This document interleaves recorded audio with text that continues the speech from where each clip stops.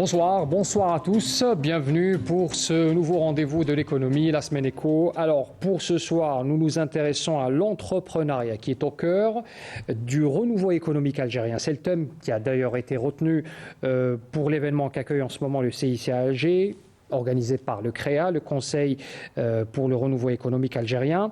Alors il faut rappeler que cela coïncide avec la semaine mondiale pour l'entrepreneuriat qui a lieu également en ce moment. L'Algérie est pleinement investie, vous le savez, avec une politique claire au plus haut sommet de l'État dans ce domaine de l'entrepreneuriat, avec en toile de fond les divers défis à surmonter, allant des barrières économiques bien sûr et administratives, et aussi les obstacles liés à l'accès au financement et à la formation. Le développement des entreprises, on en parle également ce soir, des entreprises innovantes qui demeurent un défi majeur. Cependant, l'espoir réside dans le potentiel de collaboration, notamment avec la communauté nationale établie à l'étranger. Ils sont avec nous sur ce plateau, on va en parler avec eux dans un instant. La diaspora, ou la communauté établie à l'étranger, dispersée à travers le monde, représente une ressource précieuse.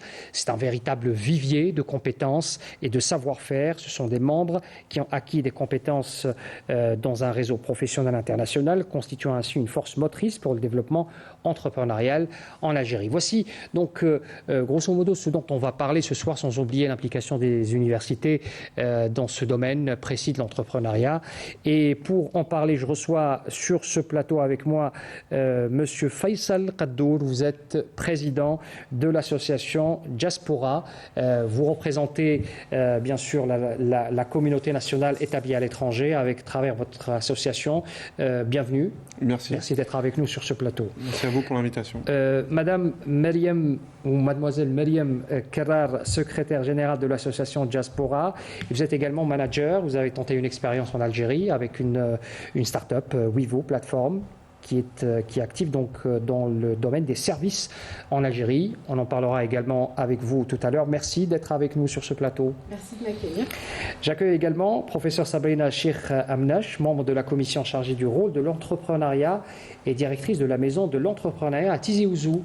Merci madame d'être avec nous ce soir sur ce plateau. Merci à vous pour l'invitation. Et j'accueille également avec nous monsieur Rostam Bou Arwa, cofondateur et manager de Boost Training Center, représentant du CREA, le Conseil du renouveau pour le renouveau économique algérien. Merci monsieur d'être avec nous. Merci Joël, merci de l'invitation. Alors avant d'entamer le débat avec mes invités, d'abord je vous propose de revenir sur la première journée des travaux qui se déroulent, je le rappelle, au CIC, organisés par le CREA. Alors c'est une conférence et des workshops consacrés à l'entrepreneuriat organisés donc à partir d'aujourd'hui jusqu'à jeudi, avec ce compte rendu signé Mariam Damis.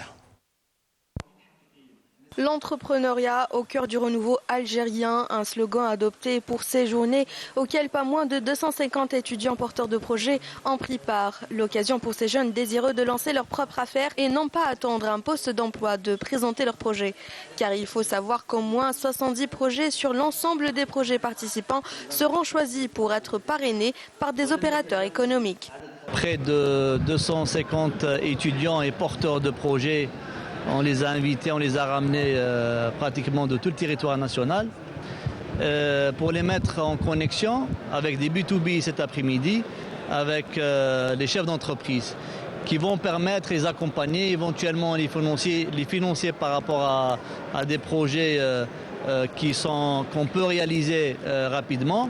Une aubaine pour ces jeunes, d'autant plus que le cadre juridique évolue à leur faveur. Il y a beaucoup de politiques publiques qui ont été mises en place pour faciliter l'accès à l'entrepreneuriat, faciliter la création d'entreprises, mais pas que. Nous avons également mis en place un cadre légal pour l'auto-entrepreneur. L'objectif, c'est de permettre aux Algériens, notamment aux jeunes, de pouvoir s'inscrire dans la vie économique à travers un cadre qui est flexible, qui leur permet de bénéficier d'une couverture sociale, d'un cadre fiscal qui est extrêmement avantageux et qui leur permet finalement d'avoir un statut social et une manière de justifier leurs revenus, surtout quand ils sont issus, par exemple, d'activités sur le web, sur Internet. L'entrepreneuriat en Algérie va sur la bonne voie pour encourager de plus en plus de jeunes à créer leurs entreprises et commencer l'aventure entrepreneuriale. C'est en Algérie que se trouve l'opportunité. Et du coup, la diaspora algérienne, de plus en plus, elle réalise que si elle reste à l'étranger, elle a moins de chances de réussir qu'en Algérie. Les projets innovants étant le moteur essentiel pour la création des startups, l'université ne peut qu'être associée à cette démarche. L'objectif de cet événement majeur, organisé par le Conseil du renouveau économique algérien, est de rapprocher les étudiants universitaires porteurs de projets innovants des entreprises nationales et de faire de l'innovation et de la recherche scientifique deux déterminants de la croissance économique et de la création d'emplois. Des centres d'appui et de soutien à l'entrepreneuriat ont été créés afin d'accompagner les jeunes porteurs de projets pour les aider à les concrétiser. Je vise à créer une mini-fromagerie pour la production de fromage de chèvre. Et aujourd'hui, je suis là pour montrer mon projet et peut-être pouvoir bénéficier d'un investissement ou bien d'un accompagnement pour le réaliser. Donc aujourd'hui, on est là dans le cadre de l'événement de la semaine entrepreneuriale organisée par le CREA. Donc le but, c'est vraiment de se connecter avec le pays. On est la diaspora basée à l'international. Le but, c'est d'échanger les bonnes pratiques pour être successful dans son business. L'Algérie compte à ce jour plus de 5,6 millions de diplômés des universités et des établissements d'enseignement supérieur, ce qui représente une ressource humaine exceptionnelle.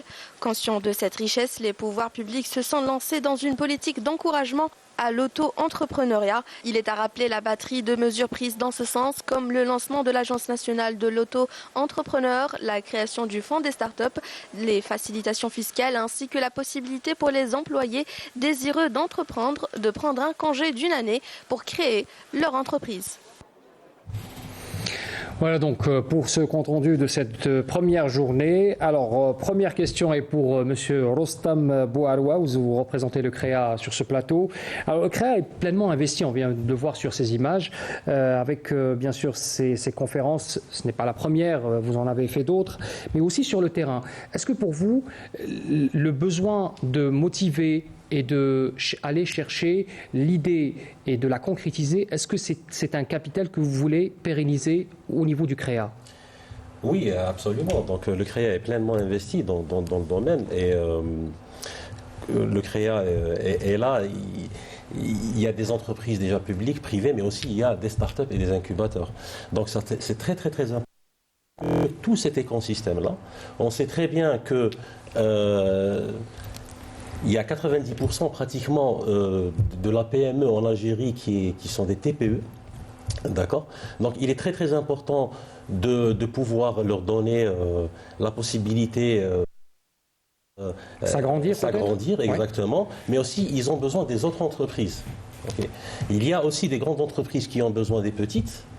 Okay. Donc le CREA est là pour rassembler tout ce monde-là, cet écosystème. En même temps, nous avons des connexions avec les universités pour pouvoir aussi travailler sur l'employabilité ensemble, pour pouvoir aussi dire à vos universités voilà ce qu'on a besoin. Mais aussi, il y a des porteurs de projets qui viennent des universités. Les porteurs de projets ont besoin de ces entreprises pour pouvoir évoluer. Le CREA est là pour offrir cet écosystème-là qui est riche, ces connexions. Et c'est pour ça qu'en marge de la semaine mondiale de l'entrepreneuriat, le 14 et le 15, il y a ces 2 jours-là qui sont très très importants et qui offrent déjà, comme cet après-midi, des workshops en B2B. Okay, pour mettre en place des connexions entre les porteurs de projets, des entreprises, des investisseurs, des organismes de financement. Et cette première journée pour nous est une réussite. C'est important de créer ce lien et ce rapprochement entre les porteurs d'idées et les entreprises, les chefs d'entreprise qui sont dans le domaine et qui peuvent apporter leur expérience. Tout à fait. Déjà, l'entreprise elle-même a besoin de ces porteurs de projets parce qu'on est aussi dans l'innovation. On est dans plusieurs domaines, on va dire, très très investis dans la relance économique et donc on a besoin d'idées nouvelles, d'innovation et donc c'est des porteurs de projets qui peuvent apporter ceci. Et les porteurs de projets ont besoin aussi de pouvoir concrétiser et être accompagnés pour qu'ils puissent croître et vendre leurs idées, voire avoir des partenariats avec des grandes entreprises pour que ça puisse fonctionner. Très bien. Alors, le CREA, vous venez de le dire, vous êtes dans un processus inclusif. Vous incluez tout le monde. Et ça sera l'occasion pour nous de poser la question à cette jeune communauté nationale qui est présente en force, qui a fait le déplacement pour beaucoup qui sont venus de l'étranger, un peu partout, du monde, pas seulement de l'autre rive. J'ai avec moi sur ce plateau 2 représentants de la communauté établie à l'étranger. Il s'agit de M. Faisal Kaddoul, vous êtes président de l'association Diaspora. Bienvenue encore une fois. Est-ce que c'est important pour vous de marquer cette présence dans ce genre d'événement et de dire qu'aujourd'hui, nous, même si nous ne vivons pas en Algérie, nous sommes ici, nous apportons notre pierre à l'édifice? Bien sûr. Je pense que l'Algérie reste attachée... chaque Algérien, où qu'il soit dans le monde, est attaché et demeure très lié à son pays d'origine. Aujourd'hui, et depuis maintenant plusieurs mois, même plusieurs années, on sent une véritable dynamique qui a été initiée d'ailleurs. Vous le ressentez à quoi? On ressent, on voit que le CREA, que la présidence de la République, que toutes les autorités ont lancé un véritable chantier de renouveau économique. Ils ont fixé des priorités, ils ont fixé un cap qui est clair, notamment sur tout ce qui est indépendance énergétique, indépendance sanitaire, indépendance sur tout ce qui est nouvelles technologies. Et ça, avoir une visibilité claire, montre cette dynamique. On sent aussi qu'il y a une volonté de reproduire localement, avec toutes ces politiques qui incitent à la production locale. Et donc cette dynamique existe.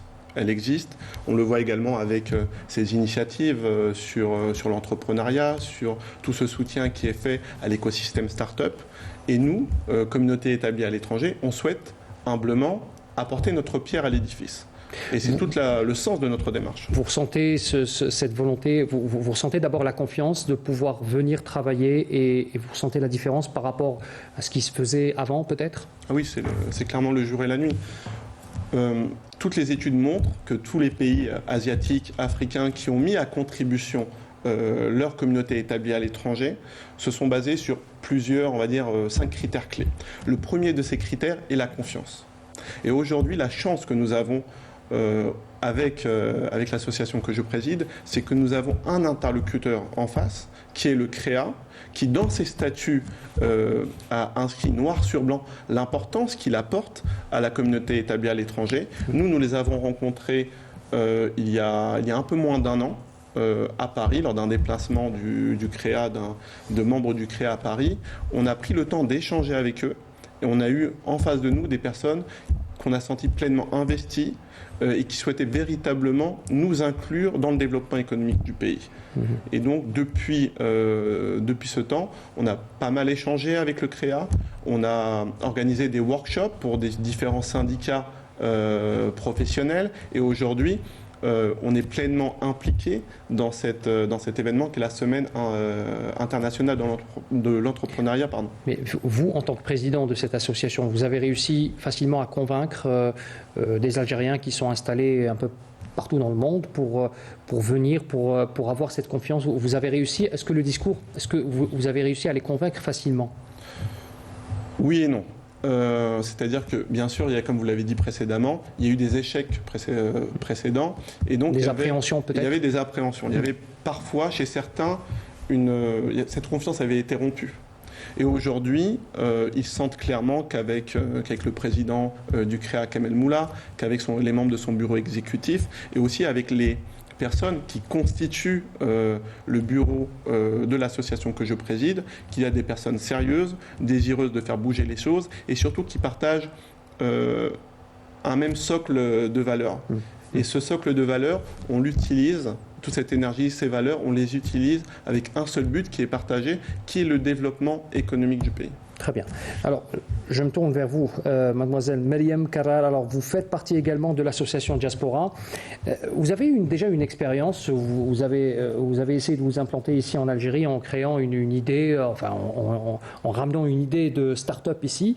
Bon, malheureusement, comme on en parlait hors plateau, ça n'a pas réussi. Mais vous êtes toujours là. Vous avez toujours l'ambition de vouloir vous réinvestir d'abord vous-même, humainement, parce que vous êtes là pour assister à cette conférence, mais aussi peut-être inciter d'autres personnes à ne pas peut-être tomber dans les mêmes erreurs et les mêmes obstacles que vous avez rencontrés auparavant? Oui, tout à fait. Alors, comme vous le dites, j'ai entrepris à la suite de mes études ici en Algérie, donc dans un domaine applicatif, donc une application de service de livraison express. Et ça n'a pas fonctionné, mais je pense qu'on ne parle pas assez des échecs en entrepreneuriat. Et c'est très important parce que l'entrepreneuriat, c'est une aventure. Parfois, ça se passe bien, parfois, ça ne se passe pas bien, mais il y a toujours quelque chose à apprendre et c'est un enrichissement. Donc aujourd'hui, oui, de par mon engagement dans Diaspora, mais aussi de par ma volonté, moi je suis très attachée à mon pays d'origine. Et du coup, j'encourage aujourd'hui, on a rencontré énormément d'étudiants, de porteurs de projets qui ont un niveau de technicité incroyable à se lancer, à entreprendre, parce que réellement, ils sont le cœur battant de l'innovation et c'est eux qui porteront la croissance pour la nouvelle Algérie. Alors, vous me tentez une très belle perche pour aller vers Madame. Alors, Madame Sabrina Cheikh Amnej, vous êtes professeure. Vous êtes également membre de la commission chargée du rôle de l'entrepreneuriat et directrice de la maison de l'entrepreneuriat à Tizi Ouzou. Alors, vous avez pris part également aux travaux de cette conférence aujourd'hui. Vous représentez le ministère du ministère de l'enseignement supérieur et de l'université en particulier.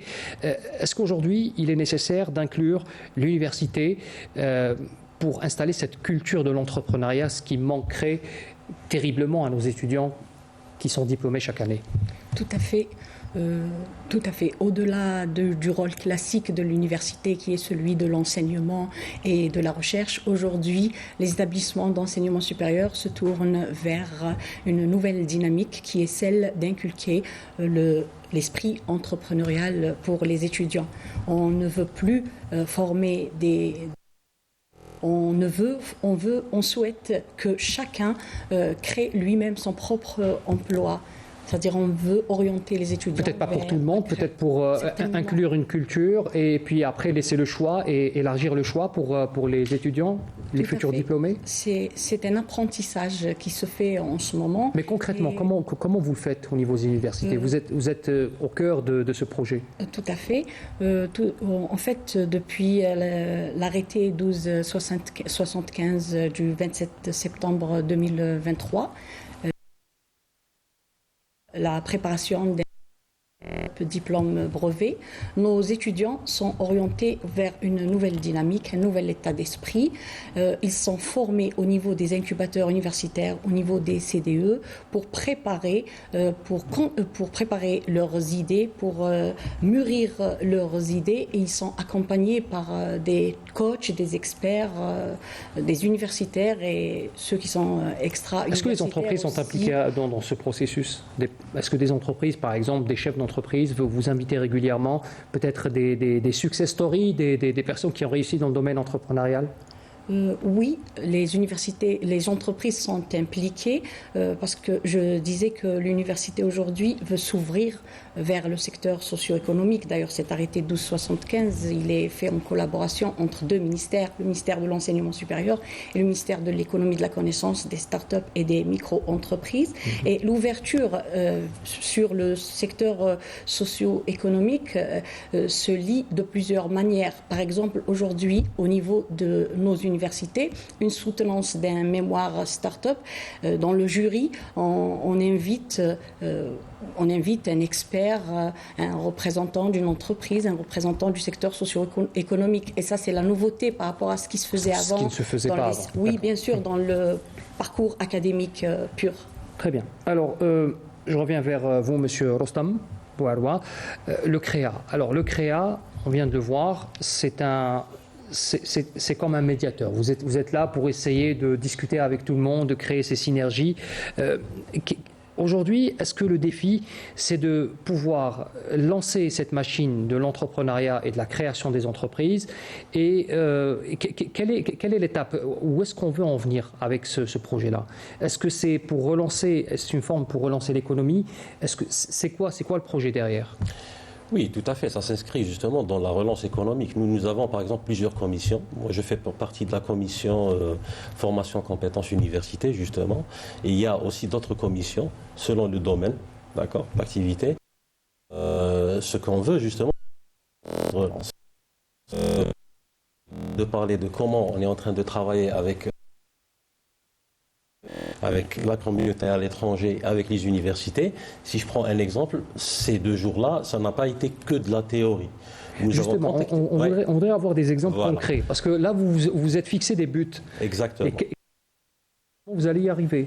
Bien. Alors, par exemple, aujourd'hui, comment nous avons organisé les workshops B2B avec des entreprises qui veulent devenir partenaires, par exemple, ou financer des startups. Nous avons contacté des universités qui nous ont envoyé, des incubateurs universitaires qui nous ont envoyé des projets potentiels. Nous les avons sélectionnés, triés, selon plusieurs. Et nous avons communiqué à des entreprises qui font partie du CREA, qui sont membres du CREA, pour qu'ils puissent rencontrer les porteurs de projets. Donc par palier, bien sûr, les 10 premiers, après ainsi de suite.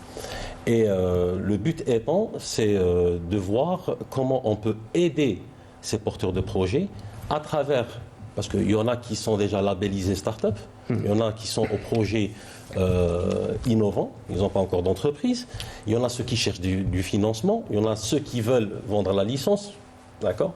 Donc le but étant de mettre en contact et en connexion justement ces porteurs de projets qui viennent des universités avec des entreprises qui veulent participer à la croissance de cette entreprise ou de cette idée. Ça dépend réellement là où on en est. Est-ce que vous avez déjà, j'imagine, est-ce qu'il y a eu des résultats, c'est-à-dire est-ce qu'il y a eu des aboutissements?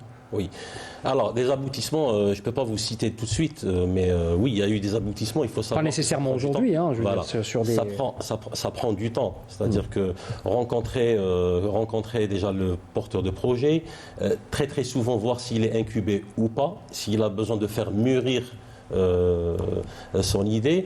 Et Inch'Allah, l'année 2024 justement sera l'année de la concrétisation et des exemples qui vont être vraiment concrets. Il faut savoir que l'un des panels par exemple d'aujourd'hui c'était sur la sécurité des idées et tout cela. Il faut savoir que surtout dans tout ce qui est start-up, il y a un paramètre qui est très très important, c'est la confidentialité, surtout c'est des projets qui sont innovants. Donc très très souvent on ne peut pas vraiment en parler jusqu'à l'aboutissement. Mais sachez qu'il y a beaucoup de projets qui sont en train de mûrir. C'est une délicate réponse pour ne pas répondre. Voilà.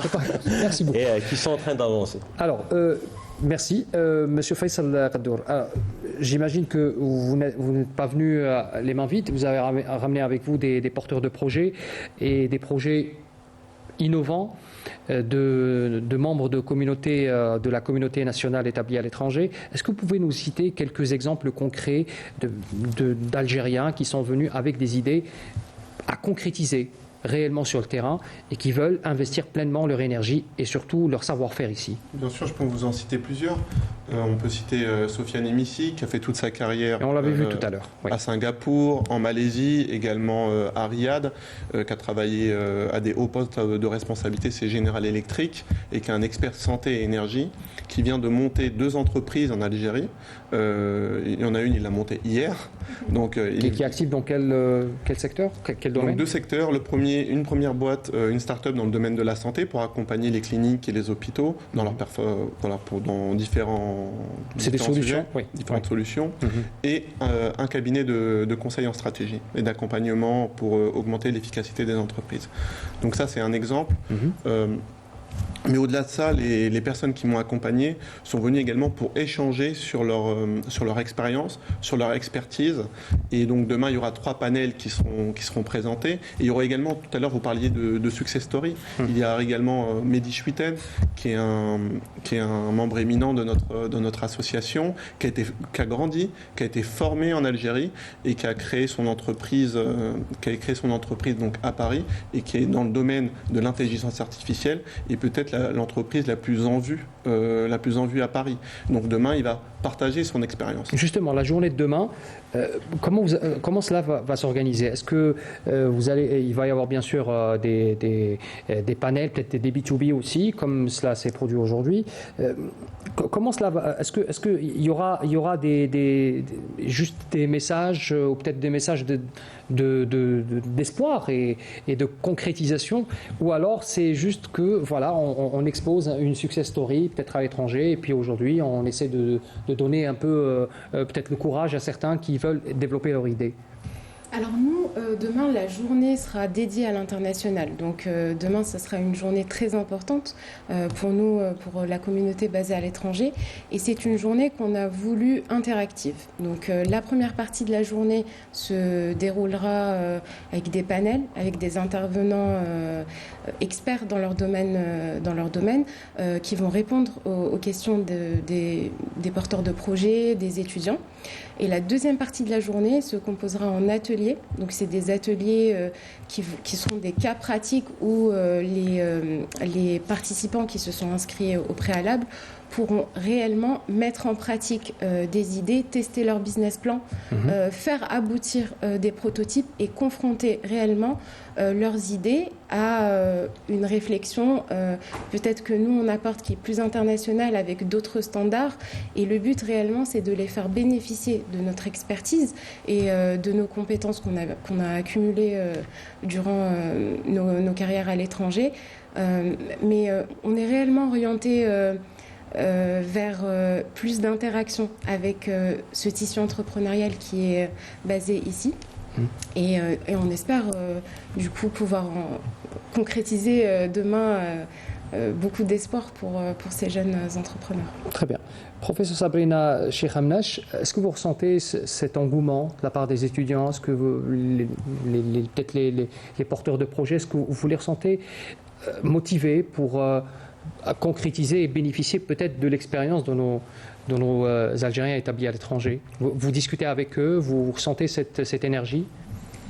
Au niveau des universités algériennes, on vit au quotidien l'engouement magistral de nos étudiants. Ils viennent, ils ont des idées très intéressantes, ils posent beaucoup de questions, ils cherchent comment ça se passe concrètement.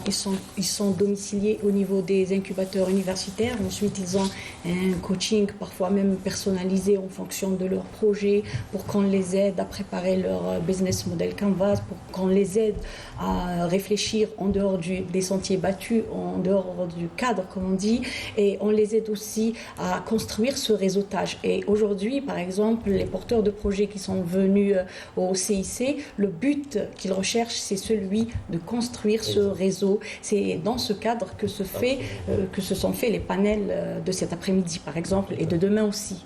Alors, la campagne, si vous me permettez, je ouvre une petite parenthèse, il y a une campagne nationale de sensibilisation sur l'entrepreneuriat qui a été lancée depuis dimanche. C'est 1 million d'étudiants qui vont être touchés par cette campagne. Est-ce que c'est important pour vous de faire ce travail de vulgarisation, d'aller à la rencontre de ces étudiants, pas seulement sur les grandes villes, mais aussi dans le sud, parce qu'on imagine que les jeunes du sud sont aussi intéressés et veulent aussi s'investir dans ce domaine? Absolument. De l'Algérie, toutes les universités algériennes, tous les établissements d'enseignement supérieur sont impliqués pour la célébration de la Semaine mondiale de l'entrepreneuriat. Et là, il y a un programme unique dans toutes les universités, dans tous les établissements, toutes les écoles de formation supérieure. C'est le programme qui commence le 12, sur 3 jours, 12, 13, 14 novembre. Le 12, c'était des conférences, des panels sur l'entrepreneuriat innovant. Le 13, c'est programme sur l'entrepreneuriat classique, et là aussi on avait invité, c'est le cas de toutes les écoles, toutes les universités. Il y avait des conférences données par les experts rodés aux questions du terrain, les amis de Nesda. lycées, etc. C'est à peu près un programme unique au niveau de tous les établissements. Et aujourd'hui, c'est un retour sur les expériences réussies.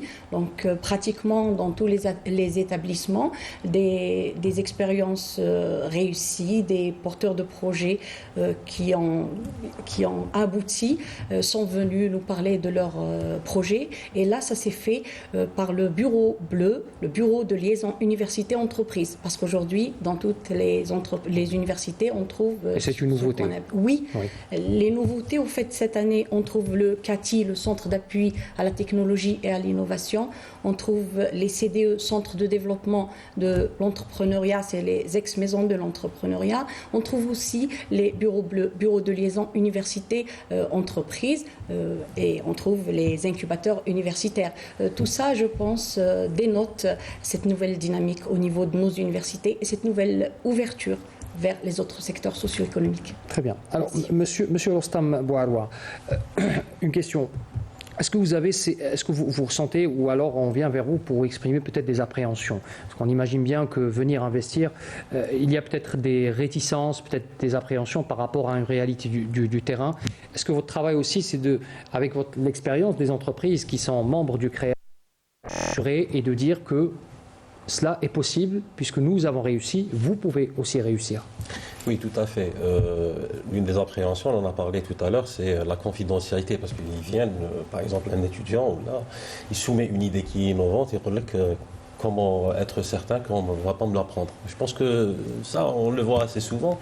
Et donc, il y a un travail de sensibilisation. D'ailleurs, en décembre, on doit se rapprocher de deux écoles pour pouvoir justement sensibiliser par rapport à ça.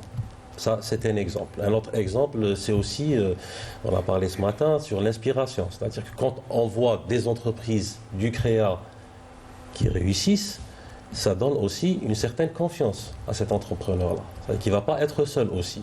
Il y a l'appréhension de je ne sais pas comment commencer. Par où je vais commencer. Peut-être des idées reçues sur des réalités, enfin... Peut-être pas des réalités, peut-être des idées reçues sur des difficultés, des entraves au niveau de l'administration. Beaucoup d'étudiants, beaucoup de jeunes butent un peu sur ces a priori, peut-être. Absolument. Parce que... Et parfois, c'est une réalité, il faut pas se mentir aussi. Après, c'est une réalité, ça c'est sûr. On trouve ça dans tous les pays. Dans chaque pays, il y a des obstacles qui sont différents d'un pays à un autre. C'est tout à fait normal. Vous prenez les plus grandes entreprises à l'étranger, certainement dans leur vie, ils ont vécu aussi des entraves, que ce soit administratives ou des obstacles. Certains moins faciles que d'autres, mais la réalité est là. Notre rôle, déjà, premièrement, c'est de les rassurer, que ça fasse partie déjà de leur processus, mais aussi de les accompagner. Parce que très très souvent, comme tu viens de le dire, c'est des idées reçues ou aussi des incompréhensions.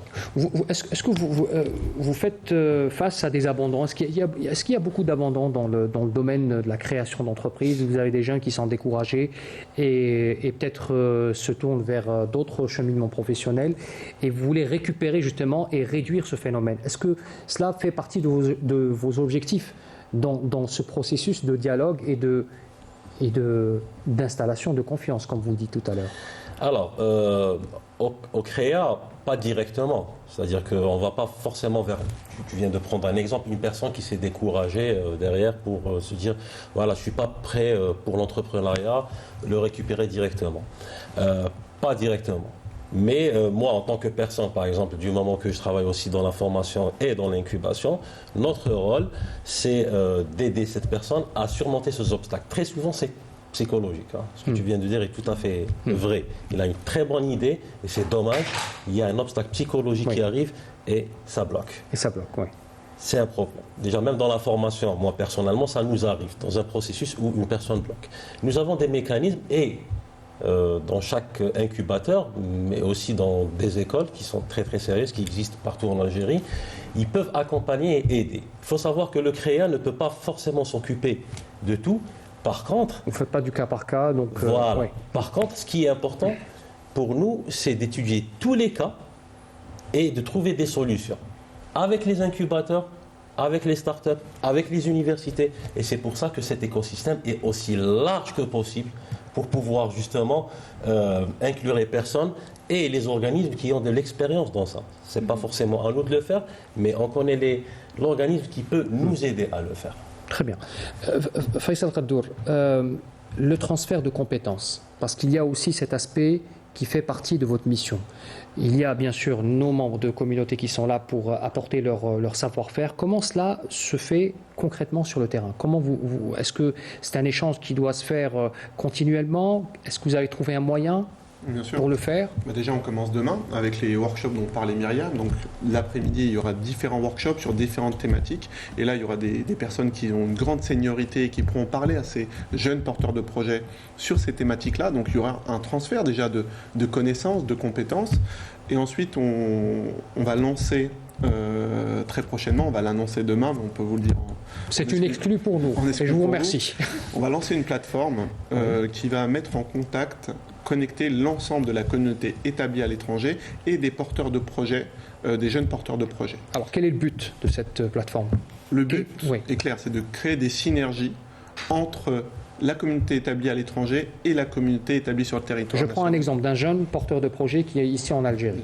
Il a besoin d'un conseil ou d'un accompagnement. Il peut aller sur votre plateforme, il peut exposer peut-être sa problématique ou alors son projet, peut-être pas son projet, par souci de discrétion, comme on en parlait tout à l'heure, mais essayer d'avoir peut-être un retour et un accompagnement de la part d'un Algérien qui est à l'autre bout de la planète et qui pourrait l'accompagner dans ce sens? C'est clairement ça, c'est-à-dire que partons d'un jeune qui veut se lancer dans le domaine de l'IT. Concrètement, on a un de nos membres qui est chef technologique officer dans des grands groupes. Il a fondé des banques au Luxembourg. Et si ce porteur de projet-là pourra le mettre en contact, un peu comme on fait sur Facebook ou sur LinkedIn, et il pourra peut-être lui exposer ces problématiques et il y aura cet échange. Et cette plateforme permettra également d'organiser des webinars. Donc il y aura des webinars sur différentes thématiques et les différents porteurs de projets pourront aller visualiser ces webinars et il y aura ce transfert de connaissances. Donc l'idée de la plateforme, c'est de créer des synergies. Et cette plateforme est aussi destinée aux jeunes porteurs de projets qui ont peut-être des idées, mais des idées pour un marché à l'international. Et aller appréhender un marché européen, asiatique, américain ou sud-américain, ce ne sont pas les mêmes codes, ce ne sont pas les mêmes cultures.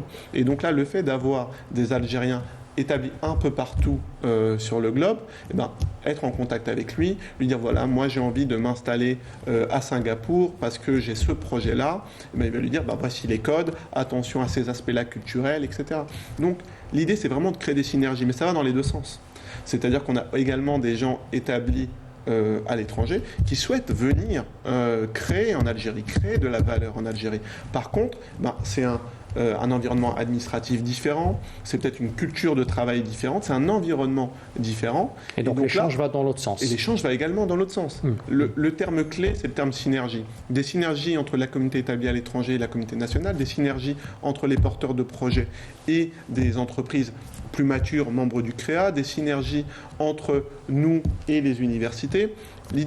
L'idée, c'est de vraiment créer un écosystème efficace et on tire tous dans le même sens. Et la finalité, c'est quoi? La finalité, c'est le développement économique du pays. Et pourquoi? C'est parce que ce sont les entreprises qui créent de la valeur, ce sont les entreprises qui créent de la richesse et des emplois. Donc il y a une dimension sociale. Et bon, je vais faire entre guillemets un peu de politique. Il ne faut pas oublier que la révolution algérienne avait une dimension sociale. Et donc là, on est clairement aussi dans cette lignée, dans cet héritage qu'il ne faut pas oublier, qu'il faut assumer. Écoutez, merci pour ces précisions. Myriam Karrar, je reviens vers vous pour vous parler des difficultés que vous avez rencontrées personnellement. Vous êtes un cas concret d'une start-up qui a essayé de s'installer en Algérie il y a quelques années de cela. Vous nous rappelez le nom de votre start-up qui était à l'époque? Divo. Donc, qui est activé dans le service et dans le domaine des services et de la livraison. Pourquoi vous avez abandonné à l'époque ce projet? Quels sont les obstacles que vous avez rencontrés concrètement? Alors, Djibo, c'est une application qui a vécu, on a eu la chance de faire vivre cette application pendant 2 ans. On a eu 30 000 utilisateurs Alors les difficultés qu'on a rencontrées, la première, je ne vais pas toutes les citer. La première, celles qui vous semblent les plus contraignantes. Oui, les plus contraignantes, je dirais que c'était l'impossibilité d'encaisser nos clients en ligne, ce qui a amené beaucoup de gestion de cash. La gestion de cash pour une jeune entreprise, quand on doit collecter l'argent chez des livreurs tous les jours, c'est très contraignant. Et la deuxième difficulté qu'on a rencontrée, je dirais que c'est vraiment une difficulté qu'on ne peut pas appréhender sur un business model ou en faisant une analyse de marché avant. Mais c'est tout bête, on était confrontés à des livreurs qui ne voulaient pas utiliser leur 4G pour assurer la livraison, qui ne voulaient pas utiliser leur géolocalisation pour acheminer des livraisons chez nos acheteurs finaux.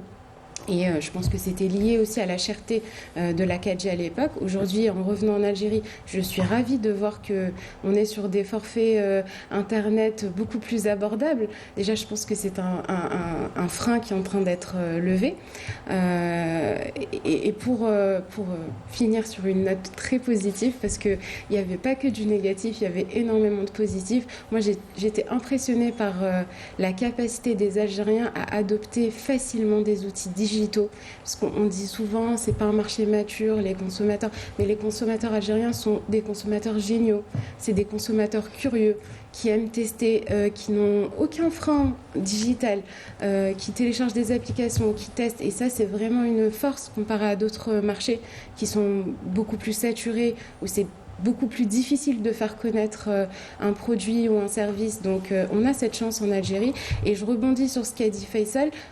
On a aussi la chance d'avoir une communauté basée à l'étranger qui est très fière, qui a énormément de fierté nationale, qui est très attachée au développement économique de l'Algérie. Donc on a énormément d'exemples de personnes qui souhaitent revenir. Et c'est une jeune communauté. Oui, c'est surtout des jeunes. Oui, c'est surtout des jeunes. Il y a aussi des profils beaucoup plus expérimentés, parce qu'en avançant dans l'âge, dans la professionnalisation, on a tendance à vouloir revenir vers un style de vie peut-être culturellement plus proche de ce qu'on a connu de notre éducation.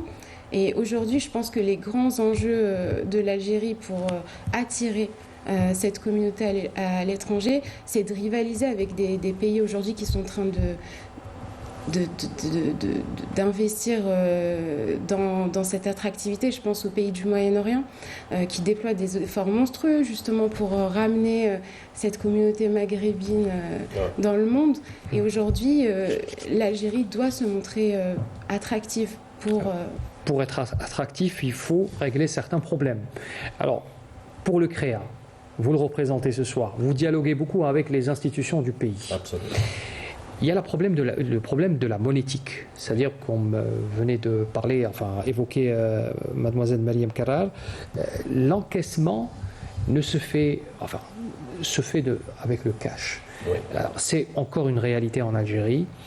Est-ce qu'aujourd'hui, pour pouvoir développer des entreprises, nous devons développer certains créneaux, notamment le créneau bancaire, notamment certaines institutions, peut-être institutions économiques. Est-ce que le CREA fait ce travail de sensibilisation aussi pour se moderniser et pouvoir ouvrir la voie à certains porteurs d'idées qui ont besoin justement d'une nouvelle réalité et d'un nouvel écosystème aussi? Oui, absolument. Dans le FinTech, c'est un domaine qui est très très important pour le CREA.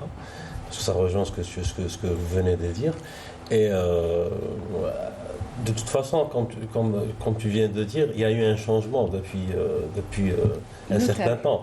Il y a eu beaucoup d'investissements qui ont été faits dans ce sens-là, mais le CREA, oui, il y a de la sensibilisation. De toute façon, dans toutes les entreprises qui sont adhérentes au CREA, nous sensibilisons énormément justement sur la digitalisation, sur la sécurisation des paiements, sur la modernisation d'une façon générale, parce qu'on sait que c'est très important de le faire et que ça s'inscrit déjà dans la relance économique. Si on Ce sont des opportunités qui se perdent bêtement, on est bien d'accord.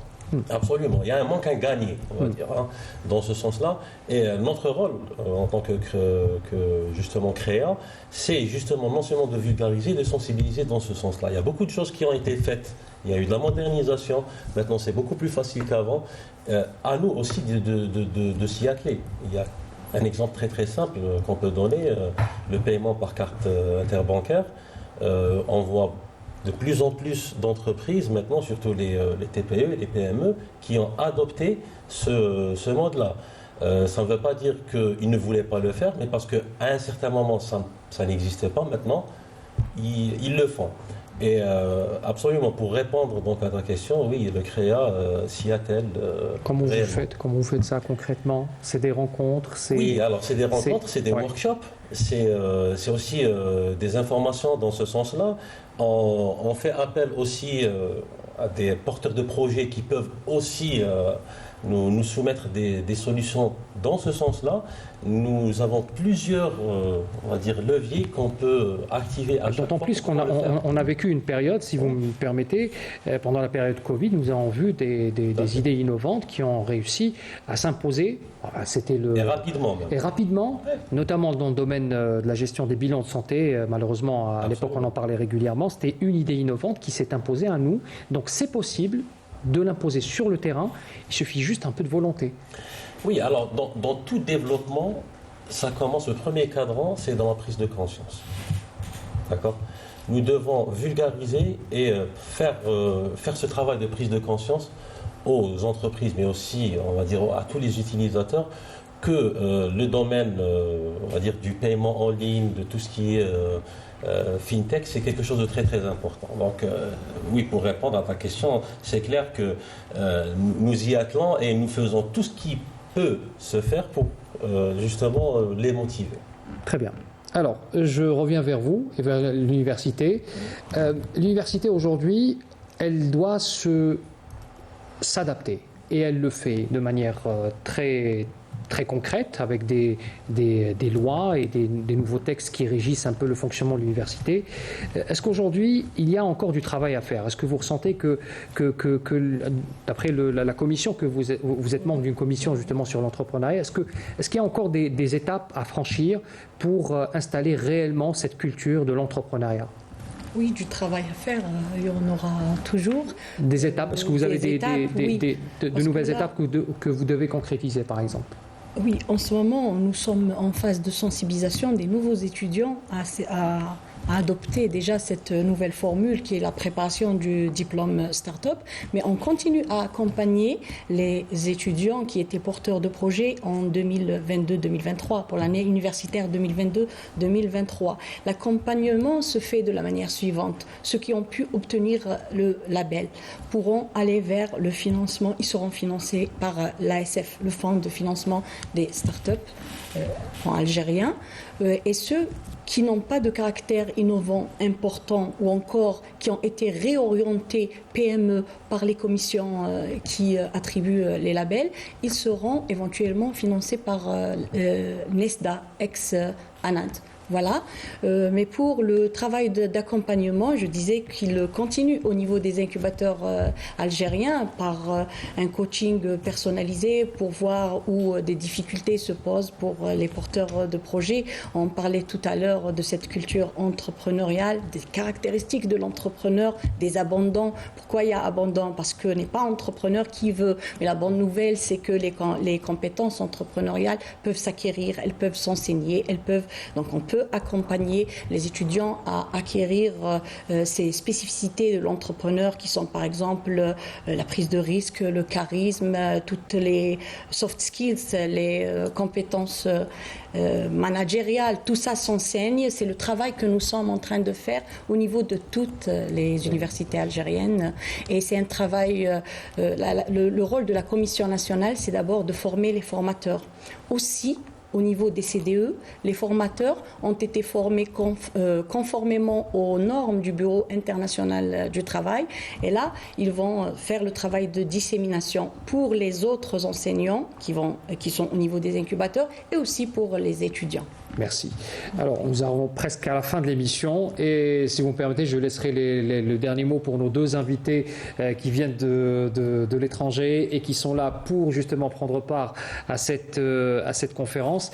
D'abord, Monsieur Faisal Qadour, demain, concrètement, la journée de demain, comment cela va se passer? C'est-à-dire que pour les téléspectateurs, peut-être beaucoup de jeunes qui veulent assister et qui veulent venir bénéficier de votre savoir-faire et des autres membres de l'association Diaspora. Comment ça va se présenter la journée de demain?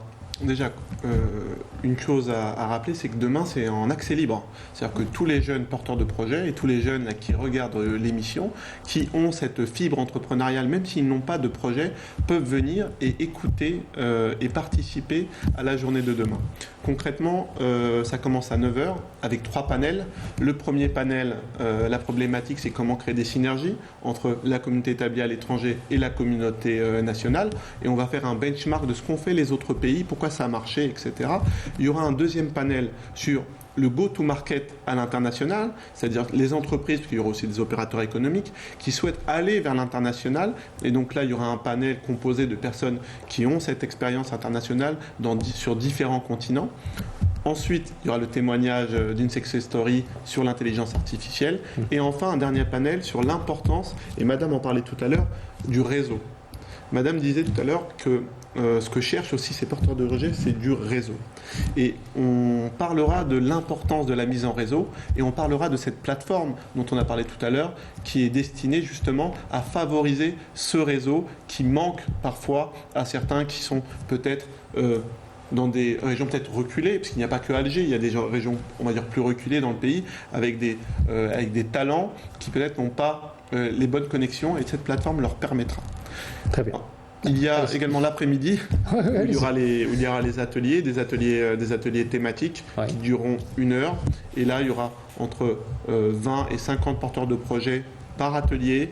Et ils pourront confronter leurs idées, échanger avec des personnes avec une certaine seniorité. Et ce qui est important de dire à ces jeunes, c'est de venir et qu'en face d'eux, il y aura des gens bienveillants, des gens qui aiment le pays, des gens qui les aiment et qui sont là pour créer des synergies avec eux. Pour les aider. J'aime pas le terme aider. Je préfère le terme accompagner, partager l'expérience.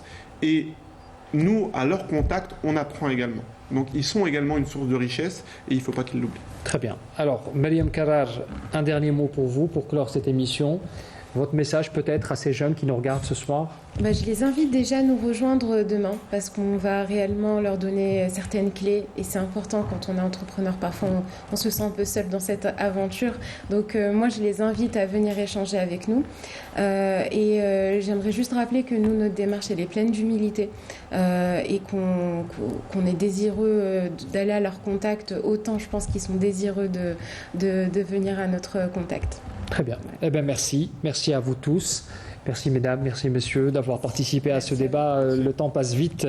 C'est très intéressant ce qu'on arrive un peu à apprendre avec vous et j'espère que vous, téléspectateurs, vous avez été un peu éclairés enfin, sur la question de l'entrepreneuriat en Algérie en espérant que des idées et des idées innovantes prennent forme et des entreprises, pourquoi pas, pour nos jeunes diplômés qui ont des idées, qui veulent contribuer à l'édification de l'économie de ce pays. Pour parler de ce débat, je rappelle mes invités, je rappelle bien sûr les invités qui étaient avec moi sur le plateau.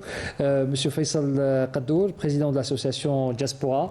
Vous avez fait le déplacement spécialement pour ces journées, donc ateliers, workshops, qu'organise le CREA sous le patronage du président de la République au CIC, au Centre international des conférences.